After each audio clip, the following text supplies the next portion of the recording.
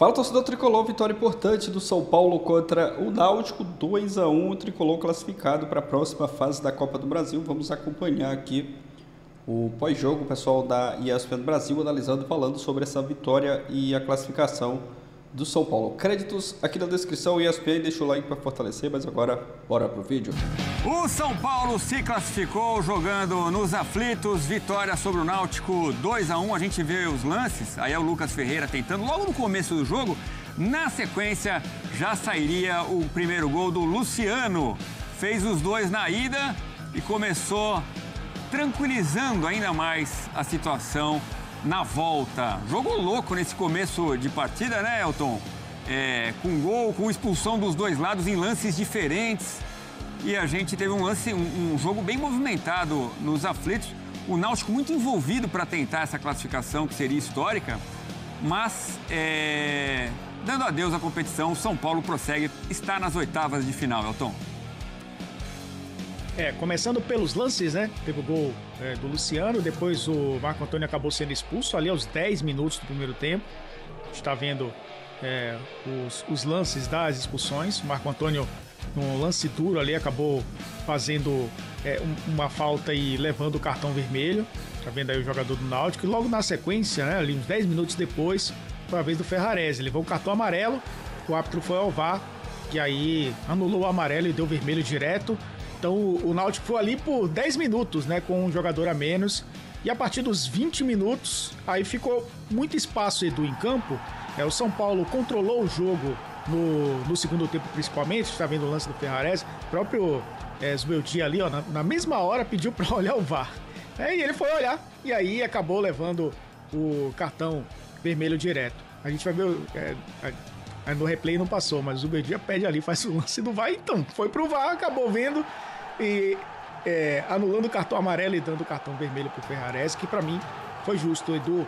Uma entrada dura, força excessiva, acabou realmente sendo uma falta para cartão vermelho. Uma entrada absolutamente desnecessária do Ferrarese, né? Pra quem tá com a vantagem no agregado de 3-1 e tranquilo, com um jogador a mais, fazer isso no meio de campo, né? Onde foi também, né? Essa questão também de onde aconteceu o lance. Foi o São Paulo que jogou, como você falou, né? O Luciano acabou sendo decisivo. E eu acho até que junto com o Oscar, né? Os dois foram os melhores em campo. O Oscar para assistência do primeiro gol, o Luciano marcando também. Na assistência, inclusive, né? Do próprio Oscar. Foi um time que conseguiu de novo, né? Nesse jogo onde o São Paulo faz a dobra pelo lado direito, né? Com o Ferrarese e o Cédric. Não demorou muito, né? No caso do Cédric ser um ponta, porque com a expulsão do Ferrarese ele baixou um pouco mais para fazer a lateral. Com isso, o São Paulo ficou marcando nesse 4-4-1, né? E aí igualando em número de jogadores com o Náutico. Passou a controlar mais o jogo no segundo tempo. Achei até que o Zubeldia demorou um pouco para fazer a primeira mudança, né? Ele colocou o Rodriguinho no lugar do Lucas Ferreira. Rodriguinho que acabou fazendo o segundo gol. E acabou sendo o São Paulo que tentou controlar mais o jogo num campo muito pesado, né, Edu? Chove bastante no Recife, o campo dos aflitos também muito pesado. E a gente viu, né, como jogadores tinham dificuldades para fazer esse jogo de transição rápida por conta disso. Não que o campo não permitisse que o jogo rolasse, mas, de fato, acabou sendo, no fim das contas, um jogo de controle do São Paulo que se classifica para a próxima fase. 2-1 na ida, 2-1 na volta e aí os números da partida, o Timbu com mais posse de bola, 58% contra 42%, mais finalizações também, 16-14, mas no alvo o São Paulo foi melhor, 6-5. Grandes chances, 5 do São Paulo, 2 do Náutico e ações na área rival, 5 a mais do tricolor paulista. A gente viu o gol do Hélio, né? Então foi Luciano e Rodriguinho marcando pro São Paulo e o Hélio marcando o gol do Náutico. Um Náutico que vem da Série C, claro, um time com menos poder de fogo, de investimento, mas que encarou o São Paulo, né? Não é aquele time que ficou atrás desde o Morumbi, quando sai para jogar. Então, 2 jogos interessantes que a gente acompanhou entre São Paulo e Náutico, né? O time do Hélio dos Anjos, né? Que vem aí tentando fazer o Náutico retornar à Série B do Campeonato Brasileiro. Acho que até que dentro das possibilidades, né, vai reagindo no campeonato, vai tentando chegar à zona de classificação. Se tem o CSA, está em 8º lugar, o Náutico é o 10º na Série C, que também é de pontos corridos, digamos assim, né? Tem uma fase ali, pontos corridos de um turno só, 19 jogos e depois um mata-mata com os 8 primeiros colocados. Acabou sendo realmente um Náutico competitivo na Copa do Brasil, já tinha eliminado o Vitória, né? O time de Série A também conseguiu chegar a essa terceira fase, mas aí veio essa questão também dos elencos, né? Acho que o São Paulo, até a gente citava a relação do Grêmio com o CSA, acho que São Paulo e Náutico ainda é um pouco maior, por conta justamente do São Paulo estar muito mais encaixado, e mesmo com alguns desfalques, tem tido desfalques no Campeonato Brasileiro e na Libertadores, conseguiu ser um time que controlou bem o jogo. Me agrada muito ver o Oscar jogar de segundo volante, por exemplo. É claro que o campo um pouco mais pesado, isso não permite que o jogo flua da maneira que o São Paulo gostaria por características dos jogadores, né? Você tem um meio campo com o Alisson e o Oscar funcionando como jogadores de marcação muitas vezes, mostra que é um São Paulo que quer ter a bola, né? Que quer jogar, que quer ser protagonista. Muitas vezes conseguiu nesse jogo mesmo com o campo pesado. No segundo tempo tentou controlar um pouco mais. A gente viu nos números, né? Acho que as estatísticas trazem muito bem. No primeiro tempo, o Náutico teve mais a bola. Foi um time que tentou propor mais o jogo. Muito mais até. Foram mais de 60%, né, no primeiro tempo. Finalizou menos, é verdade, porque o São Paulo jogava muito mais nessas transições rápidas, mas no segundo tempo o São Paulo conseguiu controlar um pouco mais. Na reta final o Náutico foi por pressão, conseguiu fazer o primeiro gol, mas foi um São Paulo que no fim das contas sofreu pouco e conseguiu uma classificação que era, né, o objetivo dessa equipe. É o Copeiros do meu dia, viu, Edu? O Copeiros do meu dia, levando o São Paulo para o mata-mata da Libertadores, seguindo aí no mata-mata, que é um campeonato inteiro de mata-mata, né, que é a Copa do Brasil. Já está nas oitavas de final. O Zubeldia que vai com o time com força máxima do que tinha hoje, né? Porque ele mesmo disse, a gente não fez nossa lição de casa em São Paulo, então não dá para poupar jogador não. Então foi com força máxima para encarar o Timbu e conseguiu mais uma vitória novamente por 2-1. Vamos mais números da partida. Nosso pessoal do Data ESPN põe na tela para gente. Problemas na defesa. Em quantos jogos o São Paulo foi vazado nas últimas 10 partidas? Então, de 10 jogos, sofreu gol em 7. Não sofreu gol em apenas 3.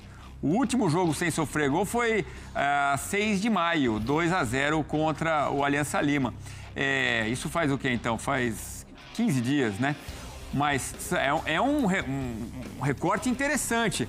O São Paulo tá difícil de não tomar gol. Contra o Náutico tomou um na ida e um na volta, né, Elton? A gente lembra do São Paulo empatando demais no Campeonato Brasileiro. Tem um empate na estreia contra o Sport, né? Aquele empate por 0-0. Teve um empate contra o Galo, jogando fora de casa, um jogo de expulso também, empatou por 0-0. O jogo contra o Fortaleza, né, que acabou também empatando por 0-0. O ataque também não fez sua parte nesses jogos, mas é um time que realmente, com exceção dessas partidas, teve o jogo do Aliança Lima, que foi até na sequência do jogo do Fortaleza, né? 2 jogos consecutivos sem sofrer gols. De lá para cá, sofrendo gols, né? Perdeu o clássico pro Palmeiras, depois empatou, né, com o Libertad por 1-1, ganhou do Grêmio por 2-1. É um time que pelo menos o ataque voltou a funcionar mesmo sem o Calleri, mesmo sem a sua principal referência. O André Silva tem correspondido dentro das expectativas dele, né? Acho que é um jogador de características diferentes do Calleri.